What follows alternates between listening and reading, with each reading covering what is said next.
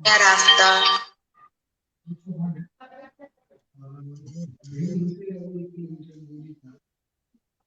जैसे इस वजह से इसी तरफ जाते हैं, उसके अपोजिट साइड सामने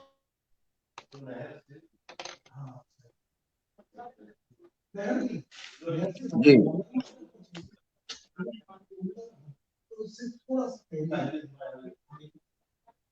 उस रास्ते को वो लोग नाव से गए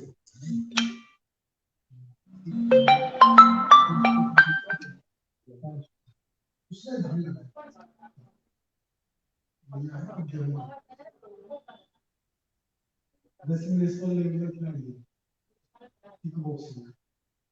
जी प्रदीप जी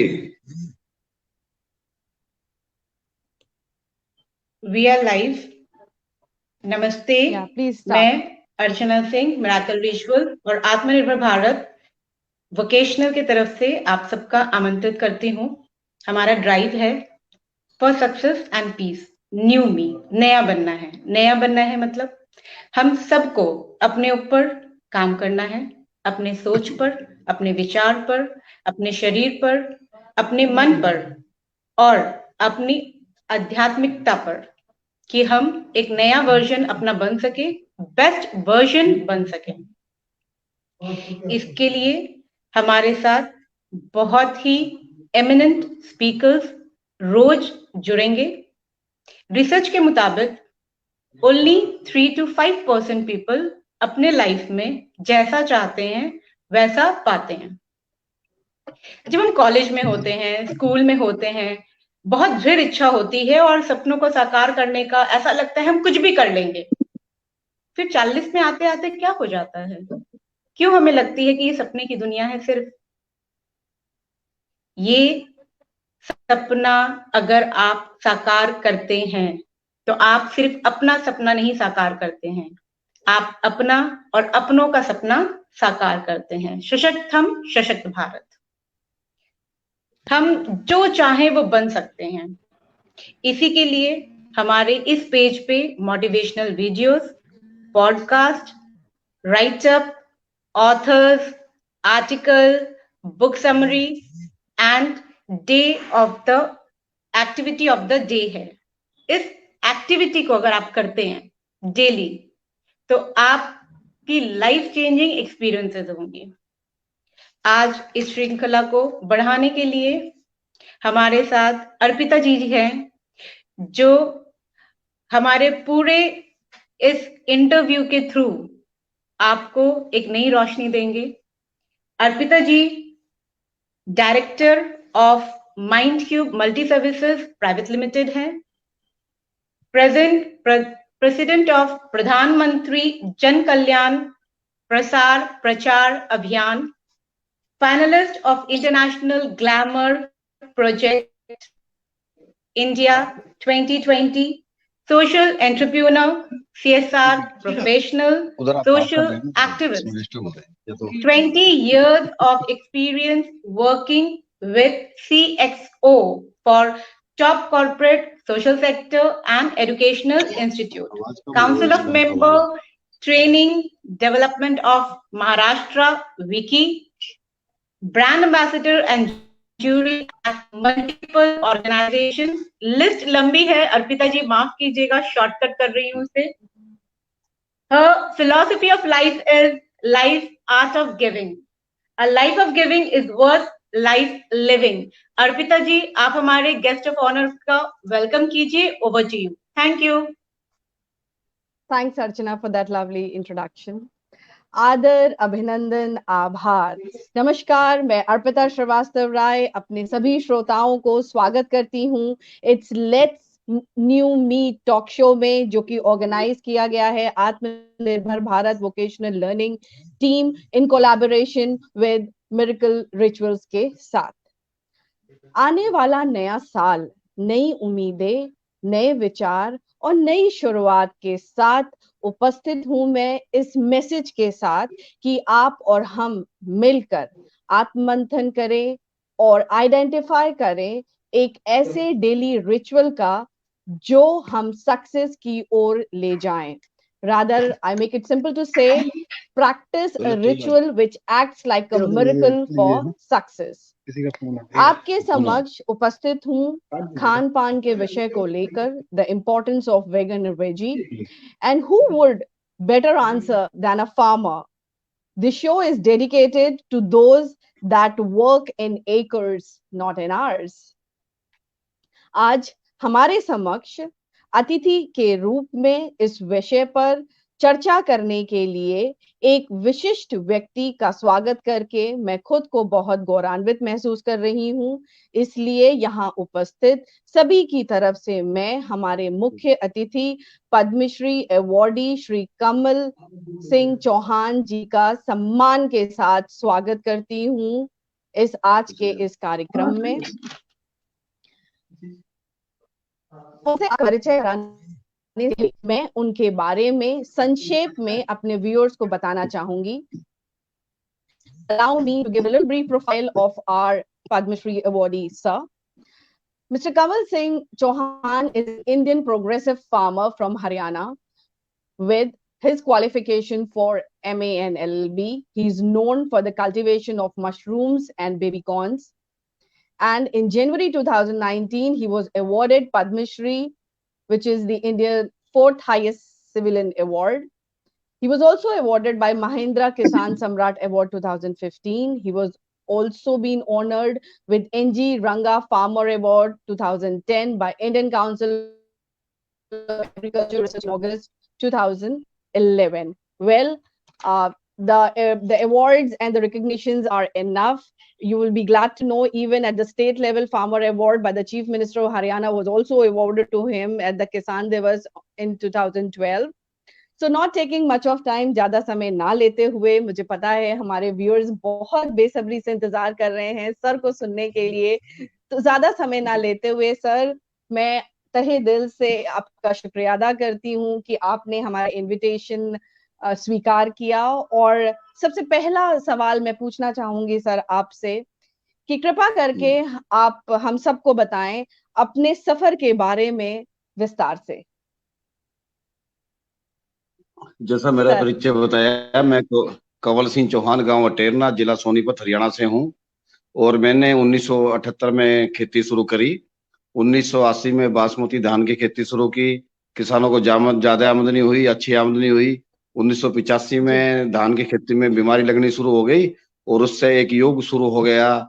इंसेक्टिसाइड पेस्टिसाइड का एक युग शुरू हो गया उससे. तो उसमें किसानों को जो आमदनी होती थी धान खेती से वो बंद हो गई और किसान घाटे में जाने शुरू हो गए. उसके बाद में नए नए तरीके अपनाता रहा, नए नए प्रयोग करता रहा, सोचता रहा किसान की आमदनी कैसे बढ़ाए. तो उसमें इसी दौरान मुझे 1998 में पता चला कि बेबी कॉर्न की कोई खेती होती है और मैंने बेबी कॉर्न की खेती शुरू कर दी. तो बेबी कॉर्न की खेती से मुझे ज्यादा फायदा हुआ. पहले मैंने अकेले ने की, फिर दूसरे किसानों ने शुरू की, तो फिर पूरे गांव ने, फिर पूरे क्षेत्र ने बेबी कॉर्न की खेती शुरू कर दी. उससे सभी किसानों को ज्यादा आमदनी हुई और मेरे साथ है ऐसे 5000 किसान जुड़ गए. और जब परेशानी आई इसकी मार्केटिंग की, तो मैंने पहले 5 स्टार होटलों में बेचते थे, फिर आजादपुर मंडी में शुरू किया. उसके बाद प्रोसेस यूनिट को बेच देना शुरू किया. फिर प्रोसेस यूनिट अपनी लगाने की सोची और 2009 में मैंने पहले प्रोसेस यूनिट लगाई. 2012 में दूसरी, 2016 में तीसरी और 2019 में चौथी प्रोसेस यूनिट लगाई.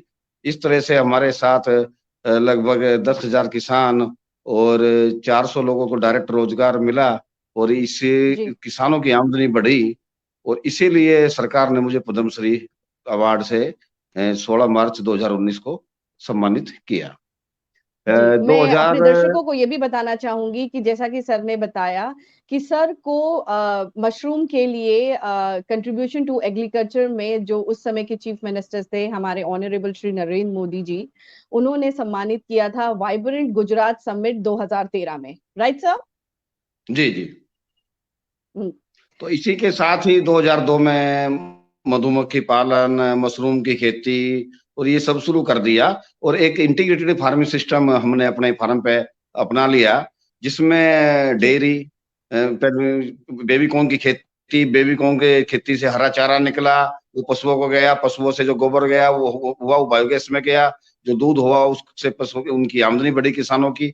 और जो मशरूम का जो वेस्ट निकला, वो मशरूम का वेस्ट फिर दोबारा खेतों में गया, और इससे जो है एक ऑर्गेनिक फार्मिंग की शुरुआत हो गई, और इंटीग्रेटिव फार्मिंग सिस्टम जो है अपने फार्म पर शुरू हो गया, जिससे हमें कोई बाहर से कुछ भी खाद नहीं लेना पड़ता था, खाद और दवाइयाँ। और हमने सारा जो है सिस्टम और जैविक खेती का या कह लो या प्राकृतिक खेती का अपने यहाँ शुरू हो गया। सर शब्द नहीं है मेरे पास बयां करने के लिए। वेल मैं आपसे दूसरा सवाल पूछना चाहूंगी सर कि आज के परिवेश में पहले की अपेक्षा खान पान में क्या बदलाव है? कृपया थोड़ा प्रकाश डालें। यदि हम पिछले 50 वर्ष पहले जाते हैं तो बीज हमारे अपने देसी बीज थे, हाइब्रिड बीज नहीं थे, और ना हम जी किसी रासायनिक का प्रयोग अपनी खेती में करते थे। जो हम पैदा करते थे वो शुद्ध होता था। हम देखते थे बचपन में कि किसी भी फसल को ज्यादा सफाई करने की जरूरत नहीं होती थी, क्योंकि ना स्प्रे होता था उसके ऊपर। और आज का समय ऐसा आ गया कि दूध में भी 75% मिलावट है, सब्जियों में कितना जहर है ये हमें पता नहीं, अनाज में कितना जहर है ये पता नहीं। कि सब लोग जो है एक तरह से रसायन डाल रहे हैं। और इसके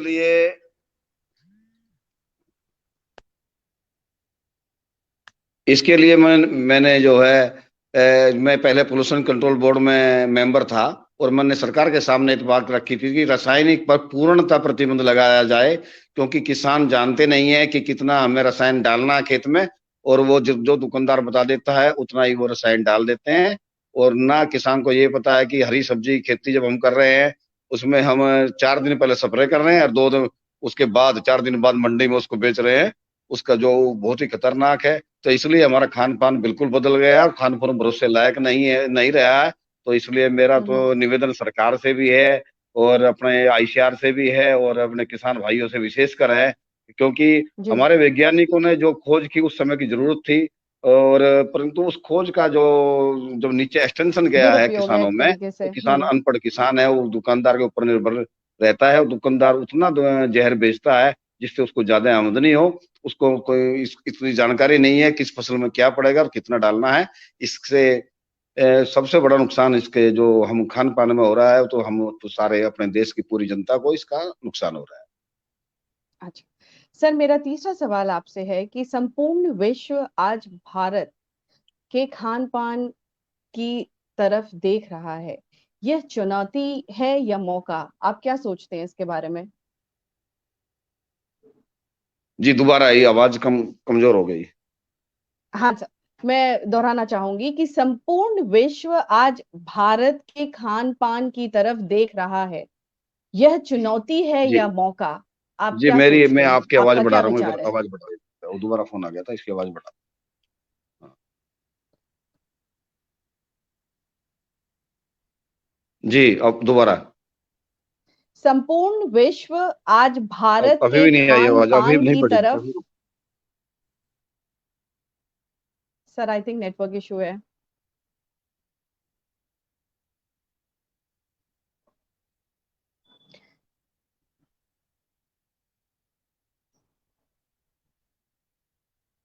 Well, I'm sorry for the viewers. This is a network problem. I can understand.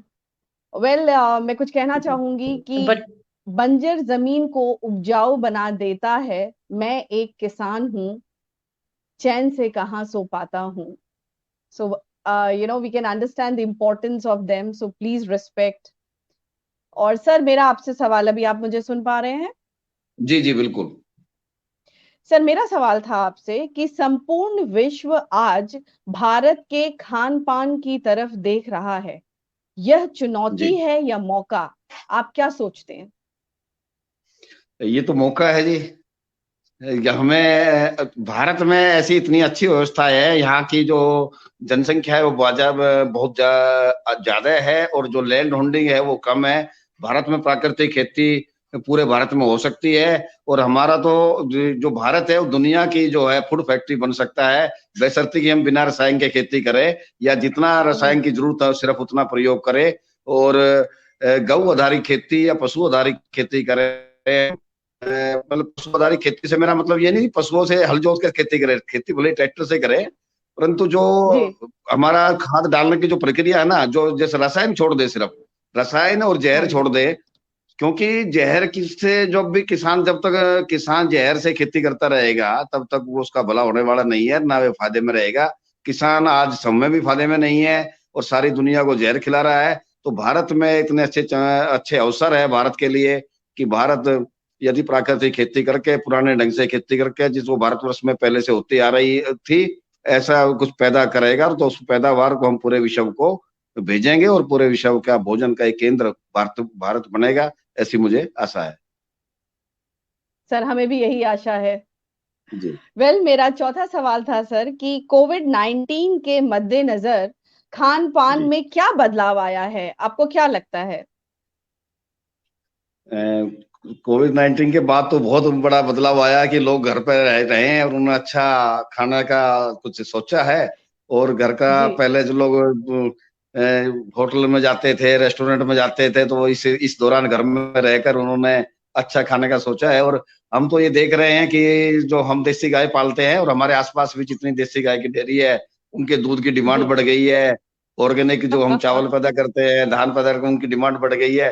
तो हमारे देश के लोगों की एक तरह से सोच बदल गई है कि हम अच्छा भोजन लें, खाद्य पदार्थ अच्छे लें, कहने के और जिसमें मतलब गुणवत्ता वाले लें। आपके इस सवाल से तो तो मुझे याद आ गया कि मुझे गवर्नमेंट का वोकल फॉर लोकल नारा सार्थक दिखता है। सर, मेरा आपसे लास्ट प्रश्न है कि आपका देश जी, के तमाम जनता के लिए क्या संदेश है?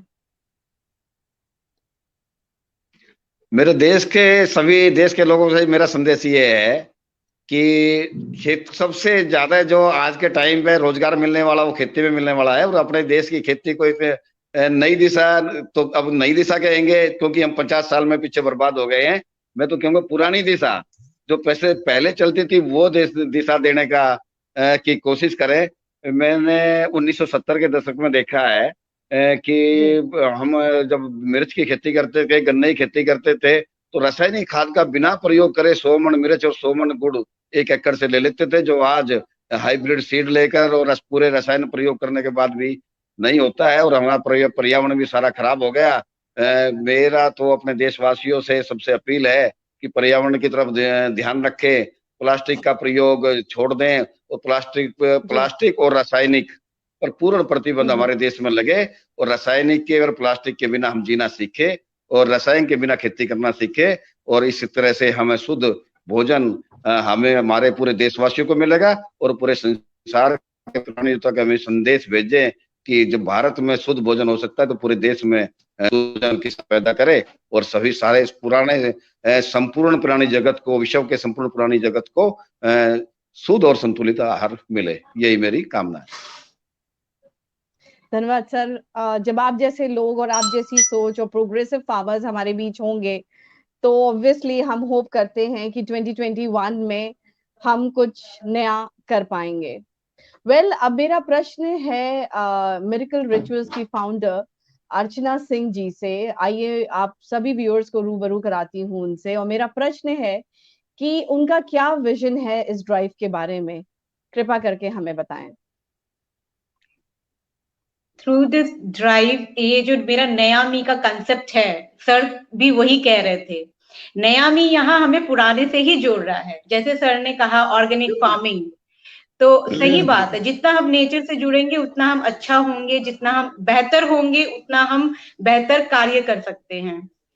जब भी हम फिजिकली अच्छे होते हैं, फिट होते हैं, तो हमारी सोच भी अच्छी होती है, और जब हम पीक होते हैं माइंड बॉडी सोल से, तो हर चीज अच्छा ही करते हैं, हमें लगता है हम दुनिया जीत सकते हैं, हम सब कुछ पा सकते हैं, सब कुछ कर सकते हैं, और ऐसा व्यक्ति कभी भी कोई गलत कार्य नहीं करता है।